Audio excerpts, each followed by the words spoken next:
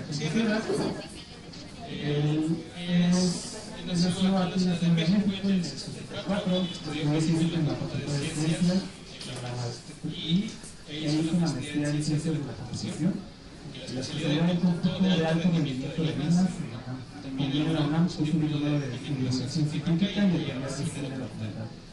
Ha publicado artículos de divulgación, impartido conferencias sobre temas de ciencias de la Tierra en diversos foros como el Planetario UFTR, La Noche de Estrellas, Flor y Figuero, etc. Su documental El efecto invernadero ganó 2 premios internacionales en el Festival de Cine Científico de La Habana en el 2016. Fue coordinador de medios audiovisuales de la Comisión Nacional para el Año Internacional de la Tierra, el 2019, cuando fue productor de la serie documental Las Esferas Terrestres. Este año el primer curso de Ciencias de la Tierra para la UNAM, la institución del año y el clima, en la plataforma masiva de educación en línea de Course Federal. Actualmente trabaja en el Laboratorio de Observación de la Tierra, con sede en el CGG de la UNAM, donde aporta innovación tecnológica en el almacenamiento masivo de datos satelitales y procesamiento de alto rendimiento de imágenes de satélite. Como escritor de ciencia ficción, en su primera época escribió cerca de 100 cuentos y ficciones, varios de los cuales fueron publicados en suplementos culturales, revistas universitarias, antologías y la legendaria revista del cuento. En una época en la cual empieza a revivir sus talentos de juventud con el gran publicador de textos especulativos. Un aplauso, por favor. Alejandro Flora,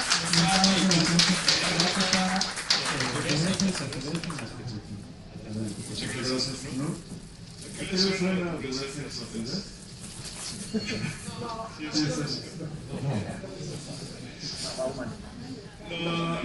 El título viene porque a veces escucho que la ciencia ficción ya es un género pasado de moda, que ya todos los temas ya fueron superados. Y a mí me sorprende mucho porque la ciencia sigue siendo la disciplina que va ampliando nuestro horizonte, va a la vanguardia siempre. ¿Cómo se van a agotar los temas, ¿no? Cuando está realmente la ciencia? Estoy tratando de entender esa afirmación y me puse a pensar en qué podría estar pasando realmente. Y la verdad es que el término ciencia ficción se usa muy abusivamente para muchísimos subgéneros. Entonces, yo creo que quizás sí vale la pena destacar qué tanto viene realmente de ciencia, ¿no? Un cuento. Y de ahí nos vamos a lo que llamaríamos una medida de inferoracidad y dureza, de lo que vamos a platicar. Los geólogos saben que hay una medida de los minerales que se llama la escala de Mohs, que va desde el talco hasta el diamante, y cada mineral puede rayar el anterior más suave, ¿no? Entonces, esa escala se usa también para comparar la dureza en ciencia ficción, pero no hay realmente un criterio uniforme. Todo eso se hace. O sea, son escalas muy diferentes por la vez. Vamos a hablar un poco de eso. Quisiera hablar un poco de qué es la ciencia. Viene del latín ciencia y una definición es conjunto de conocimientos obtenidos mediante la observación y el razonamiento sistemáticamente estructurados y de los que se deducen principios y leyes generales con capacidad predictiva y comprobables experimentalmente. Es acumulativa pero capaz de actualizar sus bases de modo que se mejora a sí misma y está en constante renovación. Por ejemplo, la física del siglo XX, cuando las leyes de Newton funcionan de maravilla en la mayoría de los contextos, pero en el siglo XX nos encontramos con situaciones en las que ya no funcionaban tan bien. Son básicamente mucha gravedad, mucha fuerza de gravedad o altas velocidades, que se llaman las velocidades. Ahorita no funciona tan bien, pero bueno, ¿qué hace la relatividad especial y la relatividad general? Enriquecer la ciencia que ya existía, ¿no? Por eso les digo que imagínense que tenemos horizontes limitados y se van ampliando, Ahora, eso es también literal. Por ejemplo, en tiempos de los antiguos griegos, cuando todavía se creía que la Tierra era plana, Pues básicamente el mundo era de aquí al horizonte, hasta donde alcanza a ver tu vista, porque esa era la experiencia que tenían en ese tiempo. Pero llegaron los imperios que ampliaron la capacidad de los viajes, por ejemplo, el imperio efímero de Alejandro Magno, que permitió que uno de los primeros directores de la biblioteca de Alejandría, Eratóstenes, midiera la longitud de la Tierra pues, con una precisión, ¿no?, muy aceptable, y además hizo el primer mapa mundi, que en ese tiempo era pues, toda la costa del Mediterráneo con la famosa bota italiana, pasando por el Medio Oriente hasta la India, porque hasta ahí llegaba el imperio de Alejandro Magno. Y después ya con los romanos ese mapa se amplió y en fin. Entonces, lo que quiero decir con esto es que literalmente la ciencia nos permite ampliar literalmente nuestro mundo, nuestros horizontes, hasta dónde podemos llegar. El ejemplo más reciente fue hace 100 años, en que se creía que la única galaxia que existía era la nuestra, la Galáctea, y lo que había fuera eran nebulosas. Después se descubrió que son galaxias. Y así como para el orgullo humano fue un terrible golpe saber que la Tierra no estaba en el centro del universo, también el saber que el sistema solar no está en el centro de la galaxia y que la Vía Láctea tampoco está en el centro del universo. Es una de miles de millones de otras galaxias. Entonces, imagínate la escala de cuánto se amplía nuestro universo. Cuando pensábamos que se acababa en Plutón, de repente que se acababa hasta donde alcanzamos a ver de la Vía Láctea, y ahora no se sabe cuál es el límite del universo.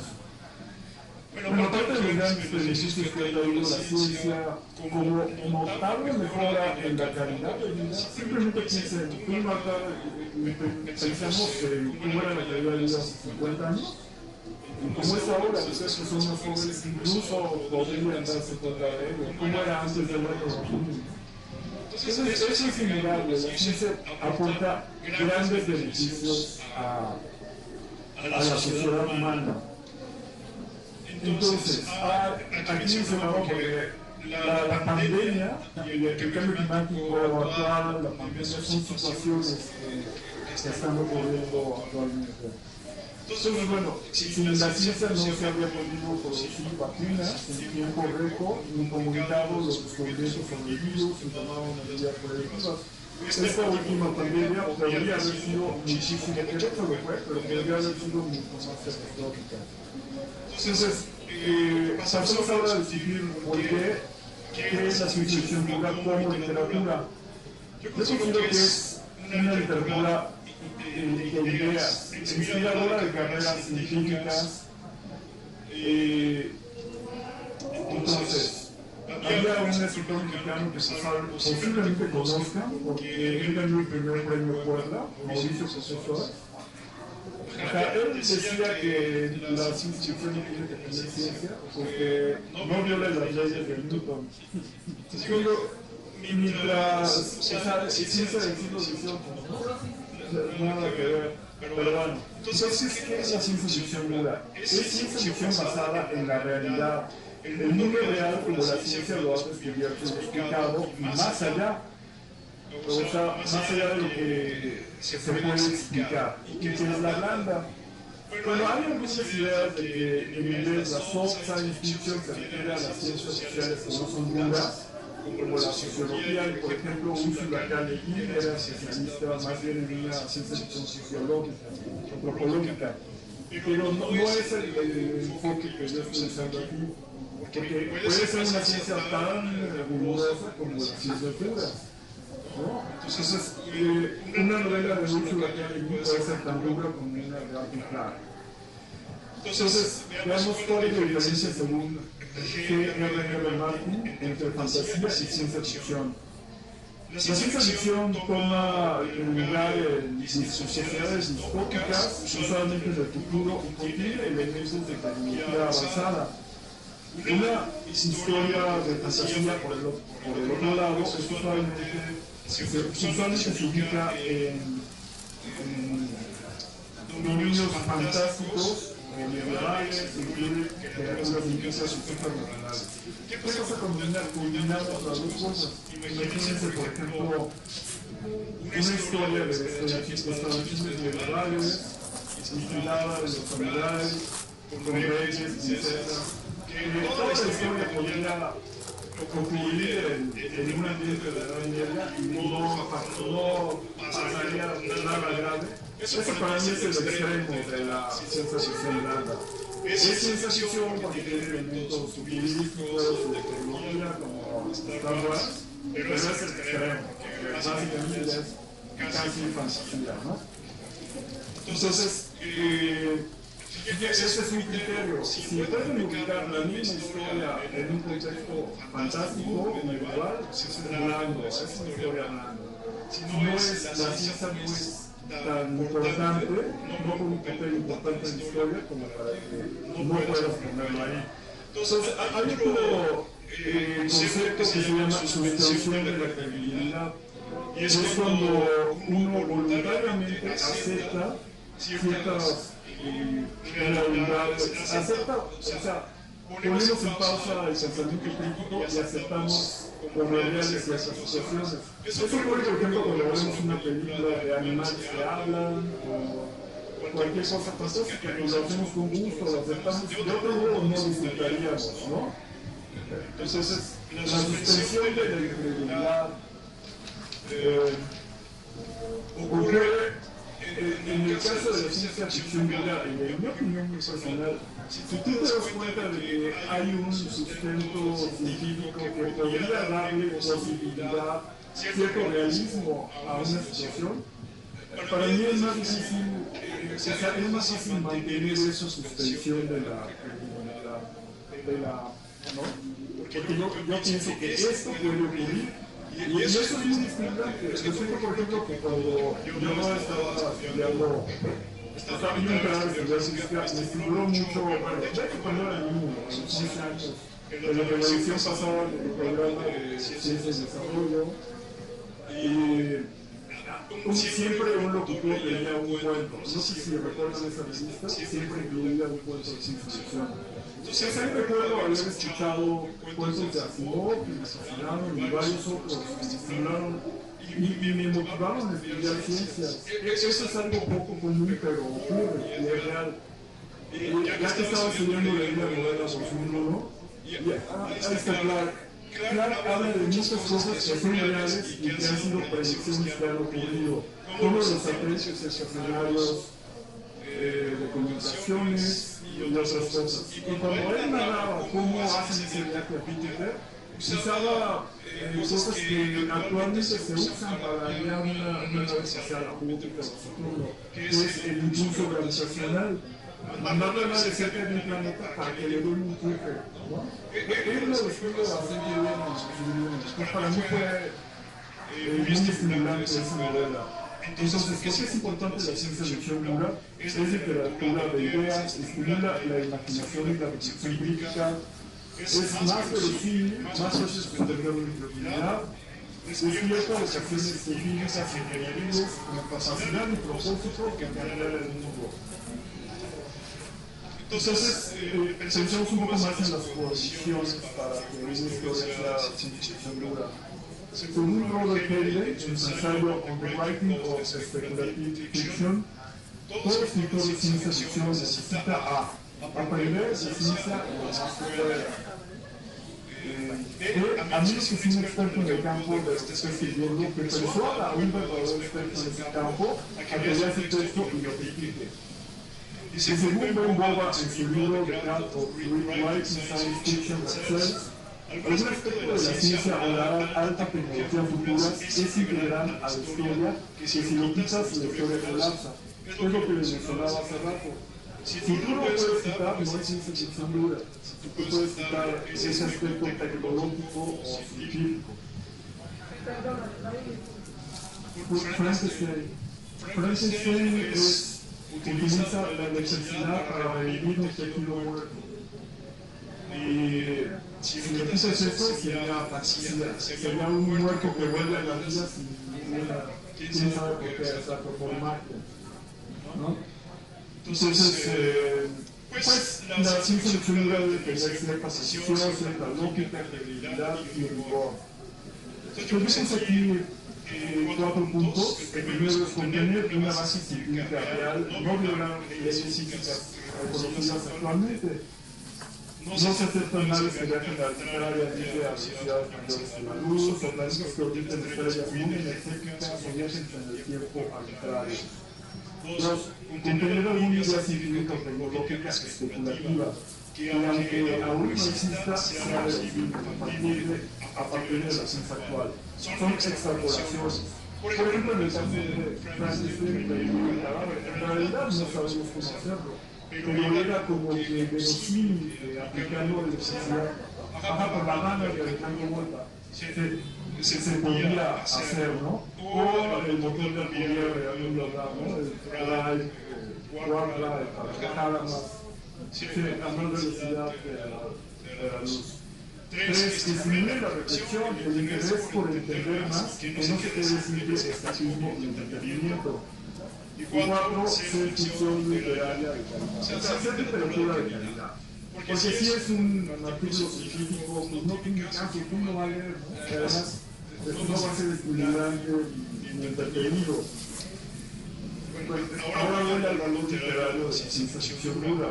Una de las principales críticas a la ciencia ficción dura es que es ilegible y aburrida. Ya nos pasó recientemente con el libro de Marte, ¿no? De este cuate. Sí, que tú lo tengo. Kim Stanley Robinson. Se hizo esa lectura, de ese libro. No es la primera. Ese es el más largo que yo he leído, ¿no? Me lo eché para participar de la discusión y como Marcela Chao no podía llegar, tener la fecha, y yo ya no podía ir, pero afortunadamente la grabaron. Yo escucho durante la plática lo aburrido que es este cuate, Kim Stanley Robinson, y dice, Kim Stanley Robinson estudió literatura, él no es científico, él debería saber escribir, además que ha escrito muchísimo, ¿no? Pero no, resulta que para el coleccionador es un escritor aburrido. Y bueno, porque le digo, si ciencia ficción dura es aburrida, no es bueno ciencia ficción dura. Es muy bueno. Y la película es muy buena también. O sea, ese es uno de los ejemplos que me voy a mencionar ahorita. Arthur Clarke, yo lo leí cuando era estudiante y me estimulaba muchísimo. Yo estaba estudiando termodinámica, leía sus cuentos de fuego blanco, se ponía al alcance por estos cuentos. Son estimulantes, son entretenidos, son historias muy buenas. La versión que leí de 2001 es una edición barata que me dieron los puestos de periódicos. Pero recuerdo esa descripción de Black Whittaker y cómo la Discovery usa la realidad de estos problemas para impulsar. Eso yo no lo sabía cuando leí ese libro. Ahora sé que lo usan en todas las misiones espaciales. Otras novelas clásicas que recomiendo de Arthur Clarke sobre el fin de la infancia, Los puentes del paraíso, siempre con una idea interesante es el elevador espacial, que no es el final de Arthur Clarke, pero lo usa mucho. Bueno, Robert Heinlein, ¿puedes avanzarlo? Bueno, ya no está en orden, pero bueno. Ya me fui por este cuate, Andy Weir, que es... Ahí está Robert. Ahí está. Bueno, este cuate es uno de los maestros reconocidos de la ciencia ficción dura. Y yo no lo conocía, pero lo empecé a leer y me llamó la atención que muchas cosas estaban basadas en sus libros. También,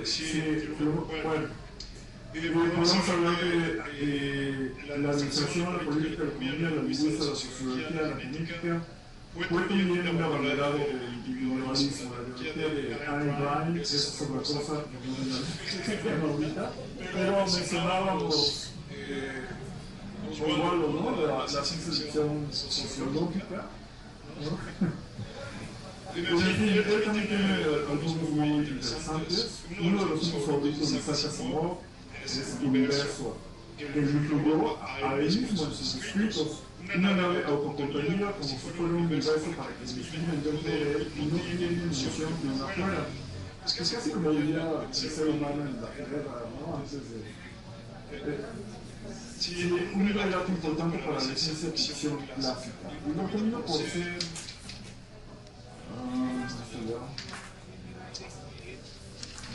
por ser una novela corta que se lee en una sentada. Como una buena introducción al mundo de Hemingway. Todos vosotros zombies tratan la operación de cambio de sexo y viajes en el tiempo. Hay una película reciente basada en ese cuento que el protagonista es su propio padre y su propia madre. No sé si la vieron, es con ese conocido actor que salió también en Gattaca, él mismo. Resulta que como hace muchos novelas con los viajes en el tiempo, él es su padre, se cambió de sexo y es su madre. La idea de la película bueno, ya vimos de Clint Stanley Robinson, que escribe muchísimo, novelas son unos taricones. Y una de las más recientes es El Ministerio del Futuro, publicado en 2020, que trata sobre una organización cuyo propósito es proteger a las futuras generaciones, proteger a todas las criaturas vivas actuales y futuras, extrapola lo que será un mundo bajo el efecto del cambio climático. Ahora, repito, este cuate es doctor en literatura, eso es lo que sería su mujer es científica, ¿no? Pero resulta que es aburrido. Quizá a veces tenga alguna oportunidad de ver por qué esta novela de Ciudad Futuro, a lo mejor sí. Otro reciente, más o menos de nuestra edad, es Greg Egan, que es un australiano muy misterioso, nadie conoce una foto de él. Y tiene tres novelas y varios cuentos. Tres novelas cortas para conocer a Greg Egan. La primera, Oceánico, trata de la evolución filosófica de un hombre de la civilización religiosa por medio de una inversión en un exoplaneta conquistado y adaptado para la vida por la humanidad miles de años antes, y ahora sus descendientes fueron cambiados de sexo a voluntad. Otra es Oráculo, con intrigas de posguerra, manipulaciones de la historia por viajeros en el tiempo y homenaje a ciertos personajes reales que viven en situaciones similares. Finalmente simple por base de la inteligencia, la vida artificial y los universos cuánticos paralelos. Esas son tres novelas cortas que yo leí y que recomiendo. A nivel ahora sí, por favor. Ajá. Eso es también más o menos de nuestra edad. Sí, yo vi la película y me llamó la atención antes de ver la novela, porque igual también la parte de viaje espacial, de hecho, de eso trata, ¿no? ¿Cómo lo pueden rescatar de la forma más eficiente? Y es toda una lección de física celeste, mecánica celeste, de cómo planificar bien la órbita para que llegue a punto y lo puedan rescatar. Entonces, el ejemplo que dije al principio, eso fue, por ejemplo, muy bueno. Hay hecho otras novelas, su cuerpo de huevo, es chiquito, Artemisa y Mary. Este cuate es ingeniero de software profesional, apasionado de juegos espaciales, la mecánica orbital, obviamente, y la física relativista. Intenta ser tan científicamente preciso como sea posible. Porque que dedica mucho tiempo a la investigación en mecánica orbital, profesiones en Marte, la Luna, la historia de los juegos espaciales, etc. O sea, para escribir ciencia ficción dura, la verdad es que no es fácil. Hay que meterle dieta, trabajar mucho, ¿no? Su éxito fue muy inesperado. Publicó El Marciano por entregas en un sitio web y después lo compró en un libro electrónico para Kindle y fue un éxito de ventas, un bestseller. Posteriormente fue publicado en papel y llevado al cine, lo demás es historia.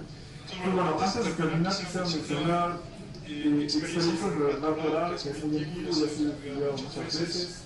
No, esto es un libro teórico sobre el cuerpo, personajes, contexto, trama, ficción y conflicto, tema. No voy a repetir eso, ya ustedes tienen idea. Precursores de la ciencia ficción dura, pues Larry Fink, ya lo mencionamos, Julio Verne, Actualmente podemos pensar que Julio Verne era muy ingenuo, pero en la época en que él publicó sus cuentos era de frontera.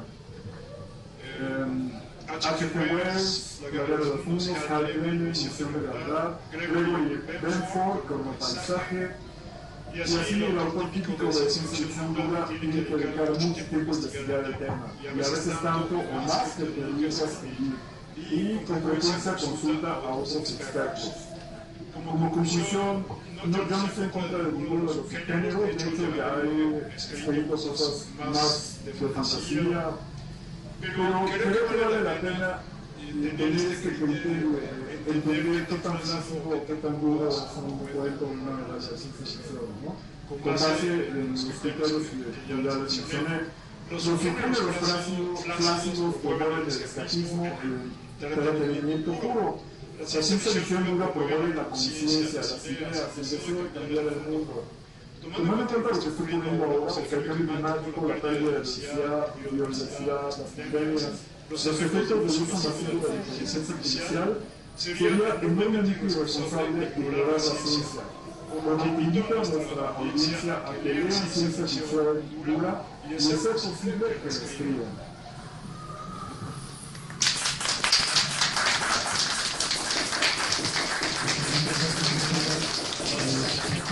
Un par de minutitos. No sé si alguien tiene preguntas para aprovechar la generación. A ver, Marta. Ya se me iba a preguntar. ¿Hay límite después de que los ciencia dura? De repente que queda muy bueno. Esta parte de la teoría y no puede ganar. Esa parte de la teoría, ¿cuánto permiso tienes para implementar? Pregunta Marta que inevitablemente vamos a tener huecos por parte de la teoría porque no sabemos todo, ¿no? Entonces, ¿qué tanto podemos rellenar esa pregunta? Yo creo que puedes rellenar muchísimo siempre y cuando no abuses de lo que ya mencioné. Ajá, porque precisamente eso es lo estimulante. Todos estos autores que mencioné, muchos de ellos no saben realmente cómo se puede hacer lo que ellos proponían, por ejemplo, Malicia de hace 200 años. Pero no, o sea, no tienen que recurrir a la fantasía o a la magia, ¿no? Entonces, en mi opinión puedes avanzar, bueno, puedes especular todo lo que quieras, siempre que no uses de lo que ya mencioné. Hay cosas que es obvio que viola las leyes de la física, como que siempre hay la gravedad que debe estar en una nave, algo que está a mitad del espacio, o que vaya a velocidades altas de la luz, por medios que sabemos que no funcionan. Sí, con gusto. Así que bueno, venga a participar por acá. ¿Alguien no quiere defender a esa serie super clásica de Star Wars? Yo podría defenderla.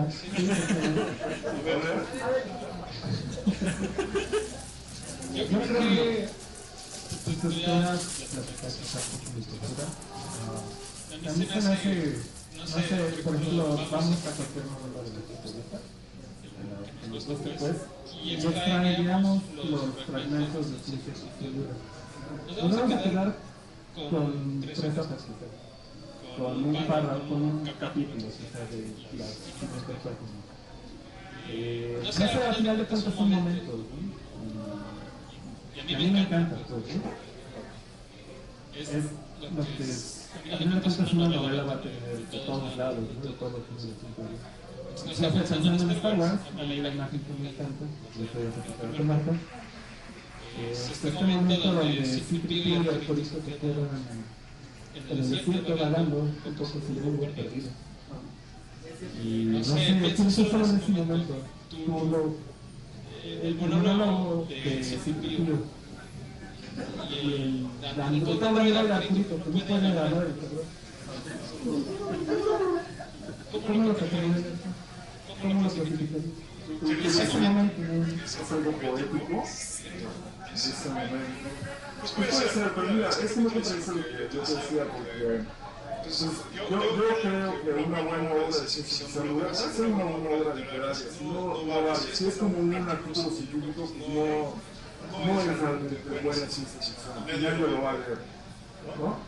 Entonces ahí sí, pero el único que creo es ese, si tú le quitas todo la ciencia y la tecnología y no funciona la historia, entonces eso sí es ciencia ficción pura. Y en el caso de Star Wars yo no estoy en contra, bueno, solo que es demasiado comercial, pero yo también cuando era niño me gustó mucho y todo, y lo que creo es que bueno, casi todo lo que pasa ahí lo puedes pasar a otro contexto y no pasa nada. Eso es todo, pero no creo que sea malo ni nada, no estoy en contra de ningún otro subgénero. Lo único que yo digo es que creo que la ciencia ficción pura es poco apreciada por la comunidad y eso me parece un poco injusto. Nada más.